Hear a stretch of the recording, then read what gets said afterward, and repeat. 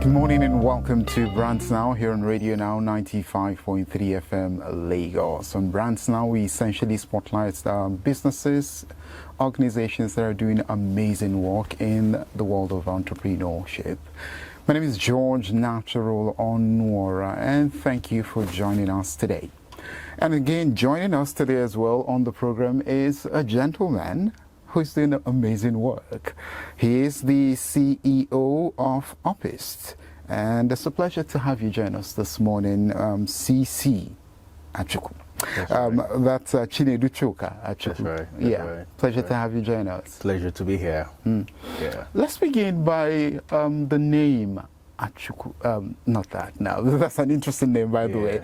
But anyways, let's begin with the name Uppist. When I think Uppist, something that comes to mind initially is about going up. Am I right? Perhaps you'll let us know what exactly inspired the name Uppist and what you do. So, interestingly, you'd be one of the very first people who has ever actually captured the import of the name without an explanation. Interesting. So I coined the word Uppist as upward and optimist or possibilist, right? I read a book some time ago, years ago, called Factfulness, and the writer of the book talked about the fact that being a possibilist is of greater proportion than being an optimist, right? And I thought, you know what, why don't I combine upward and possibilist? So you have the final three words of possibilist, IST, then you have upward. So just you up and IST. Then I just put another P right there just to make it balanced. Interesting. So, so what are the essential things that you actually do, in your organization, Uppist? So currently we offer everything from branding services to digital marketing to technology services as well. So we build software products, everything from websites to software products to mobile apps to AI tools, all of those. It's in the branding, creative and digital marketing and technology as well. That's right. I'm curious. Your organization actually spans digital marketing, like you talked about, and even professional development, yes? So how do you maintain clarity while managing such diverse offerings? So I'll give you a bit of a backstory, right? Uppist started when I lived in South Africa, right? It started off as a one-man thing. I had a consulting outfit, and I offered professional skills development, leadership development as well. I'm an author of a book on leadership, actually. What's the title? It's called Touching the Nerves of Leadership. So I published that book during the height of the COVID thing. I was still in Cape Town, South Africa at the time. So I took that. It's always been part of who I've been, right? I've been a leadership development practitioner for a long time. When I came back to Nigeria, I tried to do that, and then the market slapped me and told me this might not just be the best environment for this right now. And so I had to just tap into other curiosities I had, which initially was tech.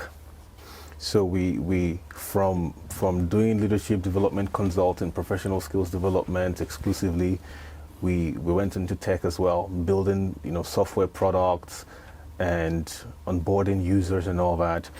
And then came the time to diversify the company. I've always wanted to have a diverse company, right? Offering different services and products. It's always been the goal from day one, actually.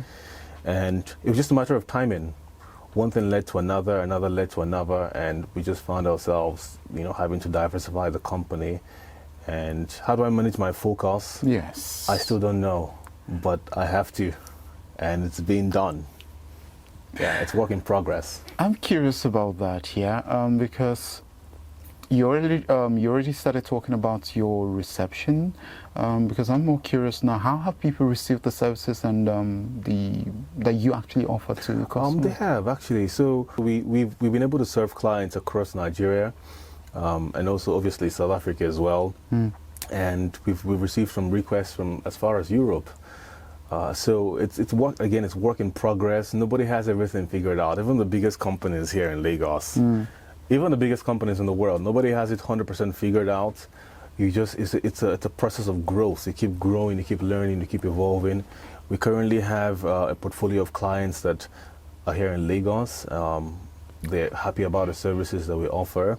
and there's massive opportunity. You know, the thing about the story of Nigeria is that you have lots of challenges, lots of problems, but then there's a massive swathe of opportunities. You know, so when you think of something like digital marketing now, if you Google digital marketing firms in Lagos, you're going to literally see, you know, tens or hundreds of firms, right? But you'll be surprised to learn that I dare say 90% of all those firms you see listed on Google don't deliver good product or good services. And I know that for sure because some of our clients have told me so. In fact, I was on a sales call yesterday with a prospective client, and this client mentioned to me how that her brand and some of her friends, the businesses they run, they find it challenging finding people who offer digital marketing services who actually come through, who actually deliver on whatever it is they say they will do for them. So you have a lot of people posing as experts, as service providers, and once you sign the deal with them and give them that first installment, you probably never hear from them again, or they deliver very shoddy work. So there's opportunity here, and the opportunity we're finding here is that it's not even just the fact that, you know, they're not competitors, because they are actually competitors, but the opportunity we see is that we can deliver excellent work. We can satisfy clients in a way that others cannot. So that's what we're striving for. That's the goal for us. Yeah. Interesting. One thing I'm curious about is you being a young person, there tends to be a lot of distraction, especially dealing in your space, right? So how do you tend to stay focused on your goal that you're trying to achieve? Because a lot of young people who are listening to this maybe are actually having this particular challenge in their goal of, you know, setting up businesses or doing whatever it is that they actually want to do. So how have you navigated, you know, those supposedly murky waters, for lack of a better, you know, phrase to, you know, describe it? So the thing is, I've always been a focused person. I mean, I'm not even trying to gloat or anything. I've always been a focused person. I became very curious about my life purpose when I was 17. Oh. In fact, when I was 16, because I didn't turn 17. And I credited that to my parents. My father in particular, who taught us about life purpose growing up. We heard that every Saturday, and it was like one of those cliches. Like every Saturday, my dad is telling us about purpose. Like, Dad, give us a break. Can we sleep? We're kids. But you know what? Yeah. When I turned 16, it finally sank. You know, years of live your purpose, we walk by faith. I'm a preacher's kid. We walk by faith, not by sight. Live your purpose, this, that. One day it finally sank, just out of the blue. And I decided, you know what, I'm going to find my purpose, right?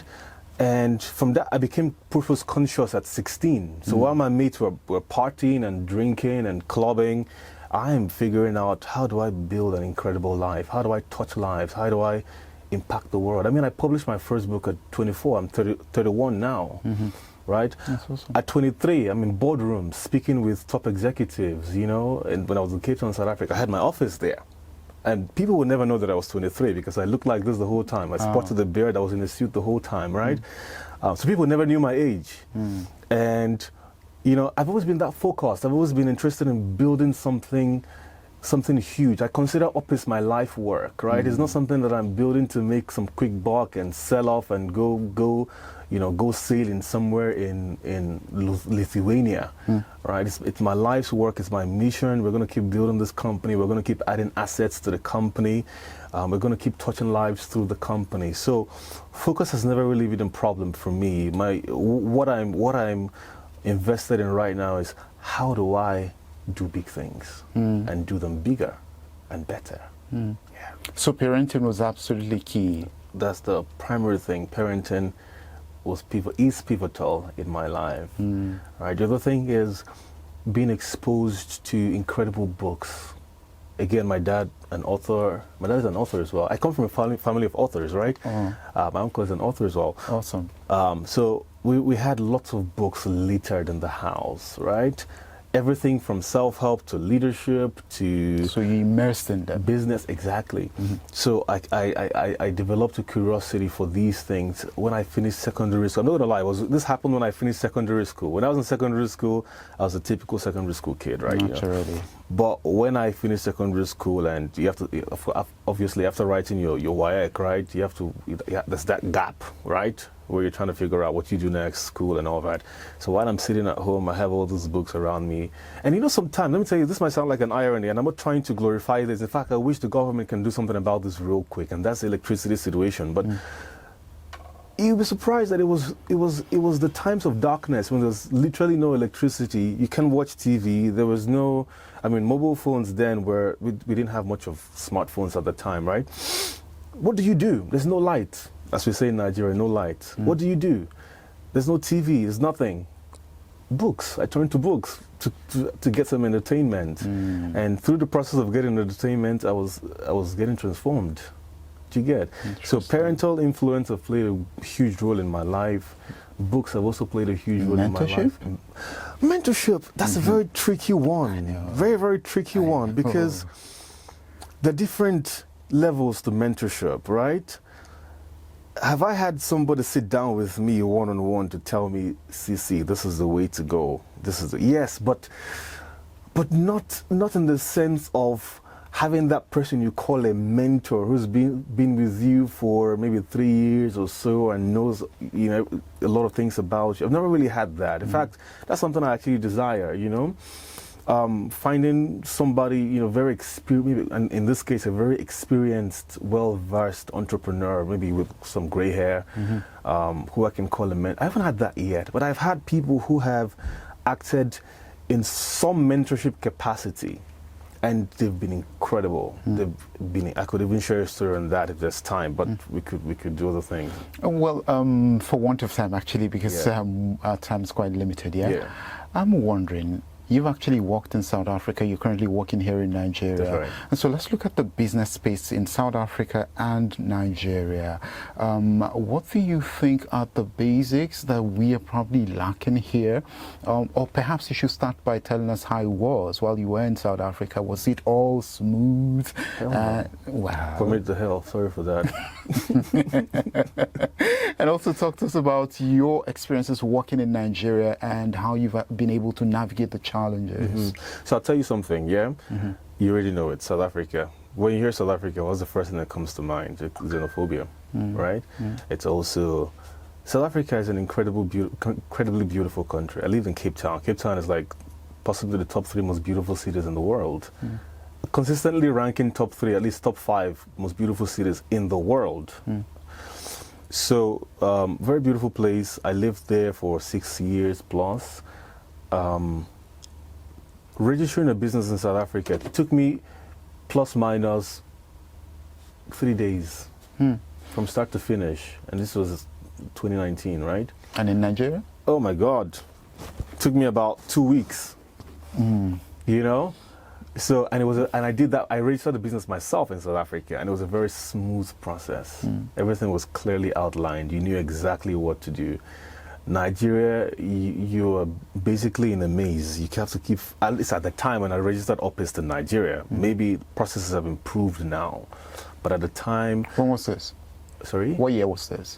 I registered the company in 2021. Yeah? 2022, actually. It's 3 years ago now, because I came back to Nigeria in 2021.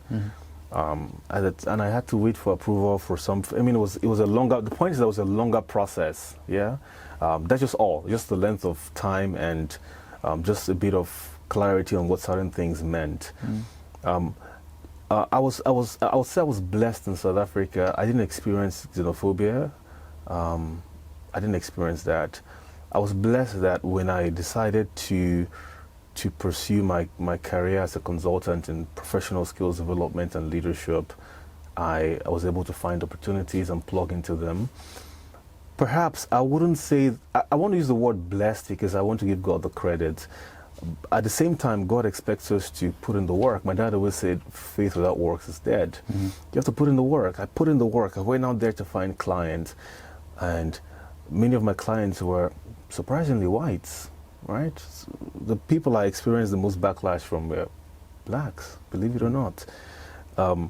So it was a good experience there. Now, coming to Nigeria, it's a different environment, brother. It's a different environment. The mindsets, South Africa is, and I'm not trying to compare both. I'm just speaking of my experience. And South Africa is South Africa is an international country. You have a lot of people from different countries. I mean, when I was in Cape Town, I met people from all around the world, literally. In fact, I started using Zoom before Zoom became Zoom because I had friends who lived in South Africa who were Australians. Then we became friends. They moved to Australia. They said, "Hey, try this new tool called Zoom," and that was before Zoom became Zoom. That was before COVID, right?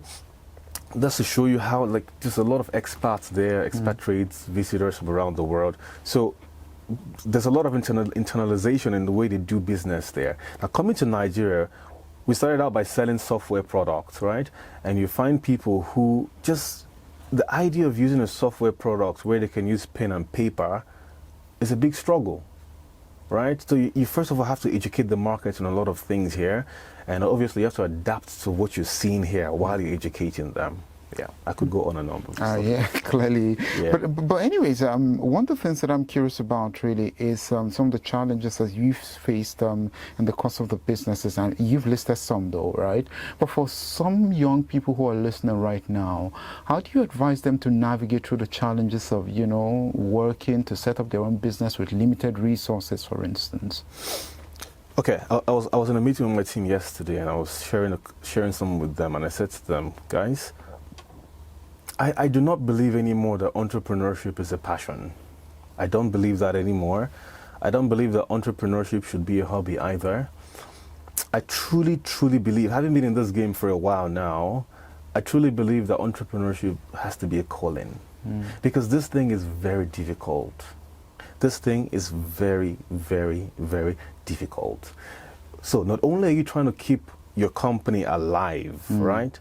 There's a lot of bills to pay. People don't talk about the bills part of things, right?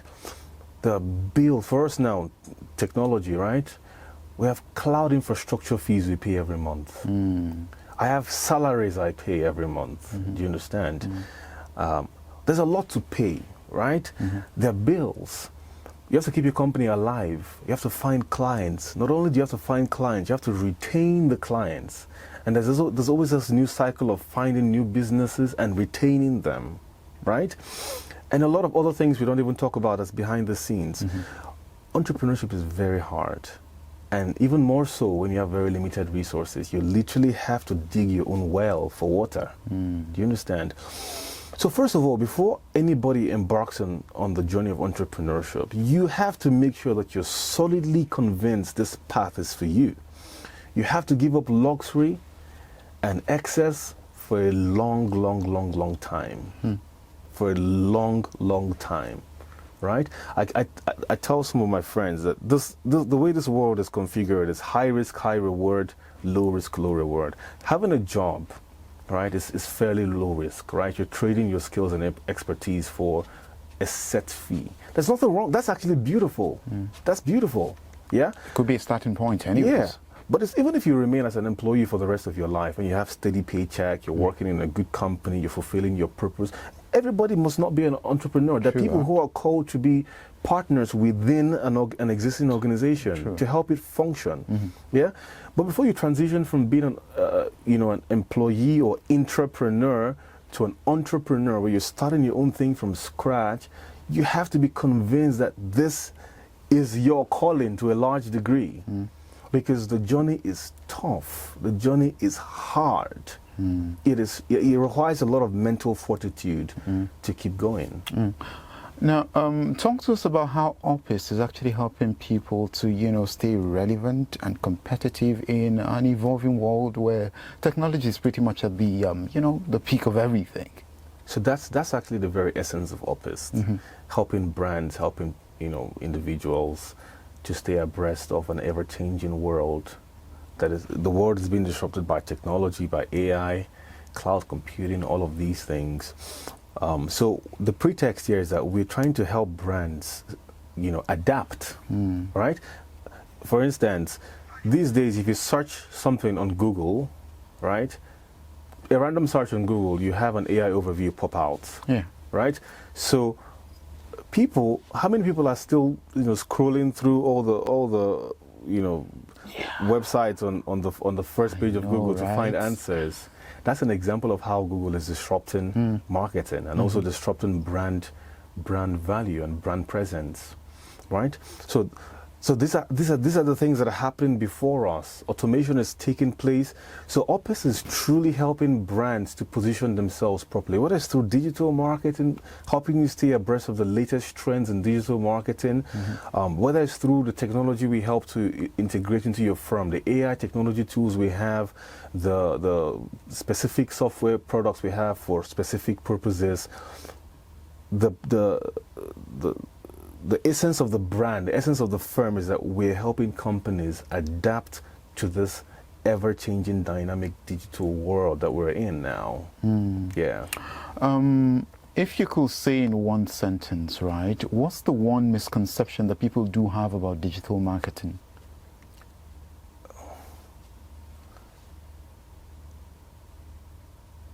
Firstly, that it's easy. And then again, that anybody can do it? That they can do it themselves. It's about, okay, the biggest one is about running ads on Facebook and Google, right? It's about ads. Let's run ads, right? But there's a lot of nuances to that. For the primary thing in digital marketing is what is called your ICP, right? Your ideal customer profile. Who are you speaking to? Yeah. What is your message to this ICP, this target audience? Have you studied the psychography, what is called the psychography, right? How they think, how they behave. Where are they? Yeah? And then you pattern your messaging, your Facebook, whatever it is you're doing, you tailor it to that audience you're targeting. Yeah? There's also a lot of nuances as well, right? Which I can go into all of them right now. But people often mistake digital marketing for just let's run ads, right? And there are ways to run ads to see results, and there are ways to run ads that you will not see a single result. So just placing an ad for this is a purple brush, buy from us, isn't going to do nothing for you, because I tell people it's like courting someone. If you walked up to a lady and said to the lady, first time meeting her, I'm going to marry you. Now some ladies might be excited, those who want to get married this year. Okay, let's go, let's see how it happened. That's exactly how it happened for my parents. My dad told my mom the first time I said, I'm going to marry you. But this was in 1992. Do that today, you're in trouble. So you have to warm up that conversation. You can't just walk up to your lady and say to her, I'm going to marry you today. You have to get to know each other, get to know if she's the right fit for you, and if you're a right fit for her, right? Same thing with digital marketing. When it comes to ads, you don't just put an ad and say, buy from me today. Buy from me today, lowest price. You have to warm that up, and obviously there's an entire way to do that. But that's just the way it is. Yeah. Say in one or two sentences, because we're truly out of time this time around. Okay. So what's the big plan going forward for Uppist in the next, say, 3 to 5 years? Oh my God, that's a great, I thought you were going to say 3 to 5 months. 3 to 5 years. I've always dreamed of having Uppist as a truly global firm, right? So in 3 to 5 years, you're going to see an expansion of Uppist across Africa and across Europe, right? I've always fancied us having offices in Nigeria, in Cape Town, in Dubai, in London, in New York, in Canada, right?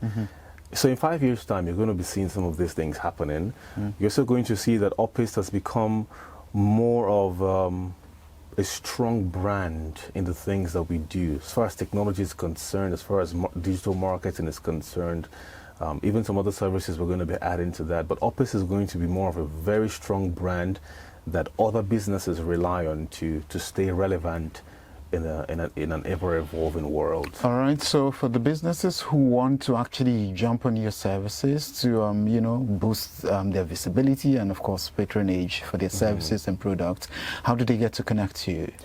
They can visit our website, www.uppist.xyz, not .com, not .org. .xyz. So uppist.xyz, that's the website. So you're going to see everything you need to know about the company there. I wanted to ask a question on that, but then we're out of time. Why XYZ? Yeah. Okay. That's a long story. Yeah, but let's just leave it because we don't have the time. Okay, that's fine. Are you on social media, though? We're on social media. Facebook, LinkedIn is Uppist right there. On Instagram is Uppist HQ. All right. So there you have it. I want to say thank you so much to Chinedu Chuka, Achukwu. I like the way you said that. You know, My name in full. indeed. And in short, he's called CC Achukwu, right? So there you have it. He's the CEO of Uppist, and he's doing amazing things, right? If I were you, I'd actually take, use the social media handles and get in touch with them and do business with them. My name is George Natural Onwar. I want to say thank you so much for your time. We'll see you again next week on another edition of Brands Now here on Radio Now 95.3 FM Lagos. And don't forget, we're also on social media at Radio Now 953 FM. Everywhere on social media except on Facebook, where it is at thisisradionow.com. And if you'd like to be on Brands Now, by all means, you're welcome. All you have to do is send an email to marketing@thisisradionow.com. The heading of that email should be Brands Now, and somebody will definitely reach out to you so you too can come and spotlight your brand and the amazing work that you are doing. Stay right here because we go beyond the news.